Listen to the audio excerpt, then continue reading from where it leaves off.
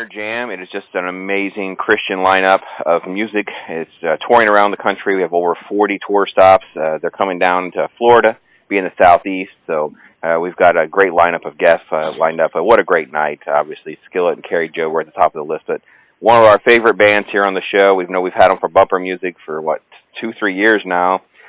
Jason from Building 429 is back with us. How you doing, my friend? Oh, I'm doing great, man. What a beautiful day. Getting ready to go play another show. It's awesome, right? I tell you, it's great to see you guys back out on the road on Winter Jam, and it's great to see the lineup come together like this. Talk a little bit about that experience and what it means for you guys to be out on that tour. Yeah, Winter Jam's really it's kind of its own monster, man. We love it. We have a great time. It's what's not to love. Huge crowds, lots of people that are having a whole lot of fun. And you get the opportunity to kind of go out and showcase your best music. So we love it. It's cool to hang out with people and hug people's necks that we now know, that we've known through the years, So there's really not much that you couldn't love about this tour. It's got to be tough putting together that set. And I will say, the last Winter Jam, your set was just truly perfect. It was like nonstop, lined up great. It was just fantastic. How do you sit down and figure that out to work in a couple of new songs from Unashamed, but also trying to deal with some of the big hits that you've had that people know? Yeah, I mean, the thing is when you see something that's really well oiled and looks really good, like if you back up, you generally are going to find a lot of hours, and that's ultimately what it comes down to for me. I mean, I started working on this Winter Jam set back in, I guess, maybe June. And it was, set number 1 sent out, set number 1.1, 1.2, and then we don't like those songs. So set number 2, and I'm to set, got all the way to 2.9, and then I don't like that. Let's go to 3, and you just keep working it until you feel like you have it. And what's funny is sometimes you walk out on the stage and you go, man, what I thought was going to happen is not happening, and so I just changed the whole set again before the show tonight. So. It's always a work in progress, and I think that, you have to kind of, you can overdo it, but I think at the same time, you got to be willing to let nothing be sacred and kind of just keep working, keep your head down, you know what I mean? So, absolutely. I'm really excited about this set. I think maybe tonight we'll have it. Folks, get your tickets, jamtour.com. There's $15 tickets. You can go. You don't need a ticket in advance. Just show with your $15 in cash. If you want to go ahead and get something in advance, they have what's called Jam Nation. It's early arrival. There's pre-shows. There's a T-shirt. All that kind of stuff's there. So go there and check that out. Now, Jason, let's talk a little bit about the album Unashamed. How long did you guys spend putting this together, or do you guys write round the clock while you're on tour and that kind of thing? Yeah, we wrote that record around the clock while we were on tour. Studios are definitely smaller now. I can roll in and have a full studio set up and running in about 10 minutes, in whatever room I'm in. And with technology being the way it is, it's hard to hear the difference between a nice studio and just a classroom. You know what I mean? So we're able to really do a lot of crazy things now.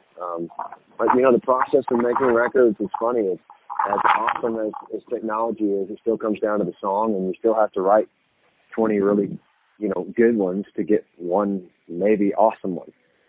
And that means that you might have written 30 really bad ones.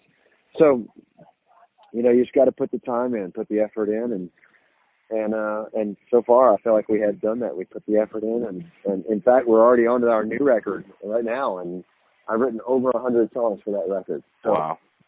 It's just a practice of patience and discipline, and those two things hopefully will lead us to songs that are going to have a massive impact on our listeners.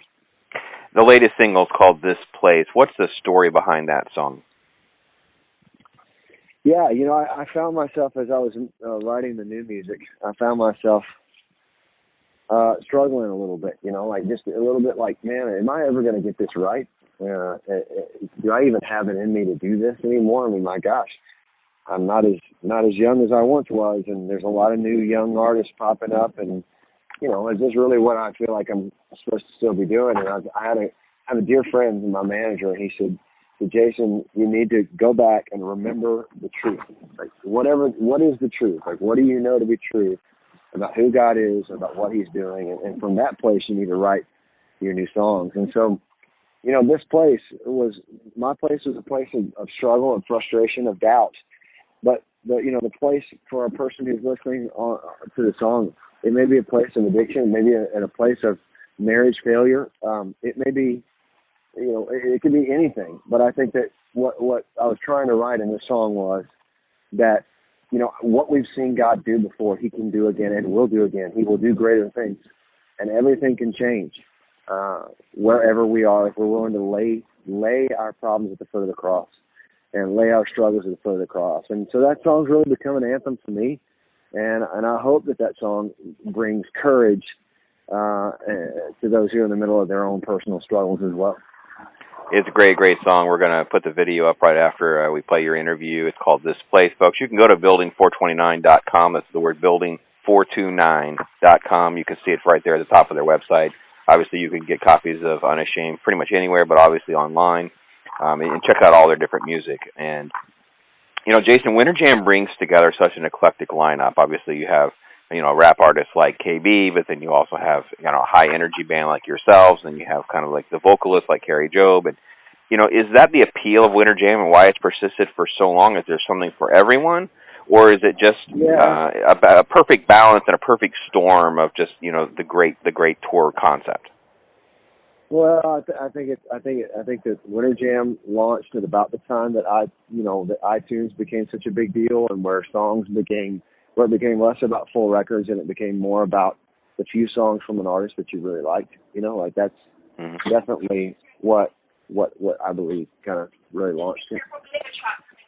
I also think that when you kind of realize that when you go broad like that, you're going to pick up a lot of extra people. And the truth is, you can go too broad and you can make mistakes. But I feel like Winter Jam has just kind of found the perfect place to kind of live. And again, I think that because people have such limited attention span now, it's the perfect tour. It's a great tour, folks. Jamtour.com has all your tour dates. They're going to be in Florida for a few nights. They're going to be out in the Southeast, and they're moving around. So there's going to be a date and a show near you. Check that out. Check out Building 429. It's got all of the links to all their social media and all that, as well as Jason and all the band members, of course, are active on Twitter and Instagram. So check all that out and follow them. Jason, thank you again for fitting us into your busy schedule, my friend.